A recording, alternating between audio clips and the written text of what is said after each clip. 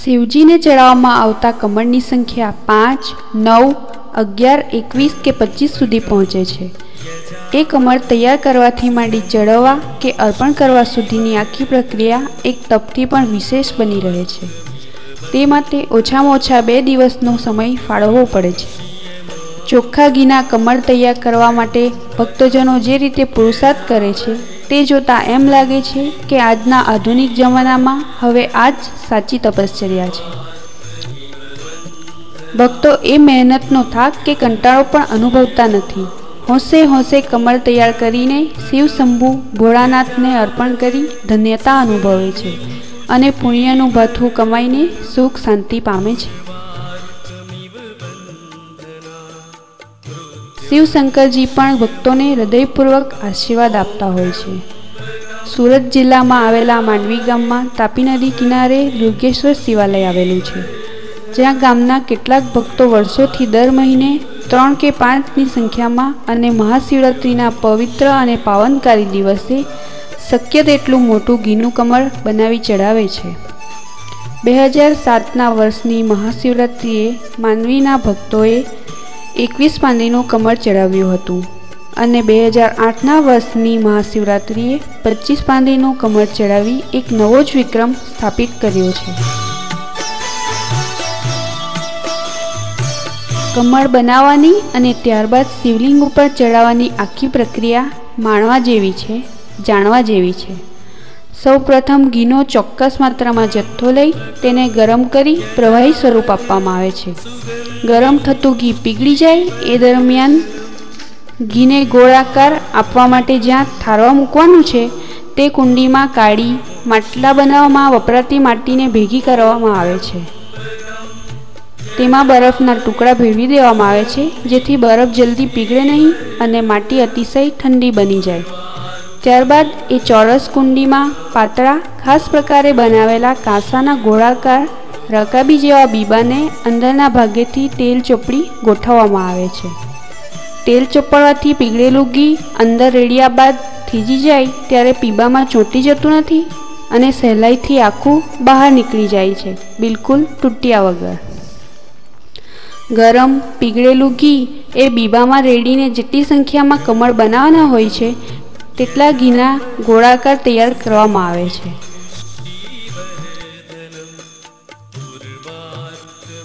साथे साथे कमळनी टोच पर तथा पायाना शिवलिंगनी 4 बाजू मूकवा शिवजीना मुखारविंदना आकार पण तेना खास बनावेला बीबा द्वारा बनाववामां आवे छे।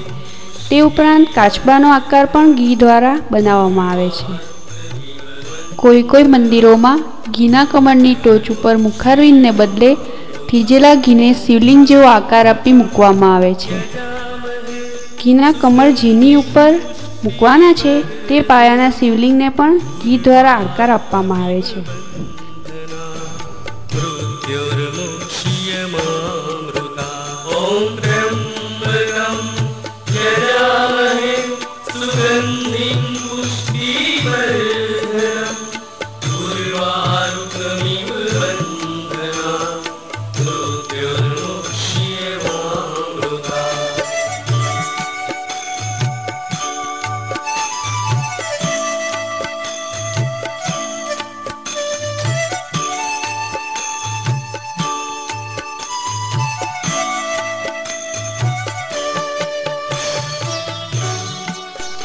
आ तमाम घीना कमळ, शिवलिंग तथा मुखारविंद अने काचबाना आकार तैयार थई जाए एटले तेने मथारवामां आवे छे।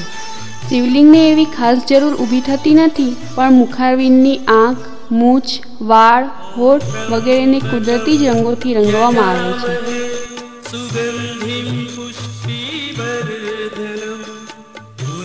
काचबाने पण ए ज रीते ओप आपवामां आवे छे। परंतु सौथी अघरू कार्य रकाबीवाना गोळाकार थीजी गयेला घीने बीबाथी छूटू पाड़ी तेने कमळनी પાંદડી जेवो आकार आपवानो छे।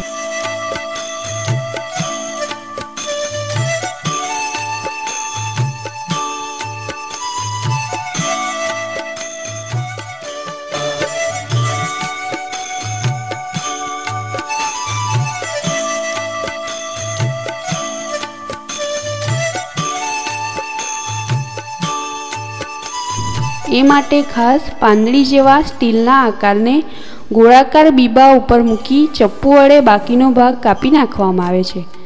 વધારાનો ભાગ નીકળી જાય એટલે કમળના આકારનું ઘીનું બીબું તૈયાર થાય છે. કમળનો આકાર તૈયાર કરવામાં જ ખરી મહેનત અને ચીવટાઈ માંગી લે છે. ઘીનો થીજી ગયેલો આકાર તૂટી જવો જોઈએ નહીં કે તેમાં તિરાડ પણ પડવી જોઈએ નહીં. એ રીતે તમામ કમળ તૈયાર કરવામાં આવે છે. ઓમ ત્ર્યંબકમ યજામહે સુગંધિમ પુષ્ટિવર્ધનમ ઉર્વારુકમિવ બંધના મૃત્યુર્મુક્ષ્યમામૃતા.